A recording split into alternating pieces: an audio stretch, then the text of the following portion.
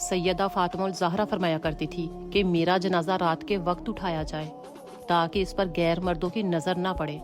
और आज की औरत क्या कुछ नहीं कर रही। ऐसे ही एक औरत की आईडी है पब्लिक प्लेस पे कि वो पब्लिक का रिएक्ट लोगों को दिखाती है। अब इसे मैं औरत ही बोलूँगी, लड़की तो कह नहीं सकती क्योंकि लगती भी वो औरत ही है। अब बंदा पूछे कि पब्लिक रिएक्ट क्या करेगी।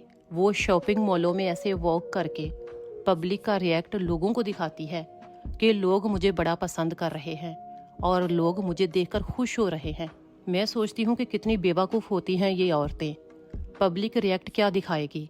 वो तो बेचारे इज्जत से डरते हुए पीछे हटते हैं ताकि हमारी कोई इज्जत है तो इसके साथ हमारी भी इज्जत खराब ना हो जाए।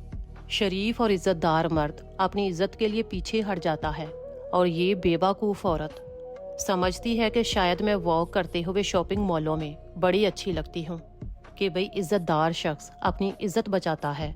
वो एक कहावत है ना कि लोग कचरे से बचकर चलते हैं कि कहीं हमारे कपड़े ख़राब ना हो जाएं, और कचरे को ये घमंड होता है कि लोग मुझसे डरते हैं। अल्लाह हिदायत अता फरमाए ऐसी औरतों को।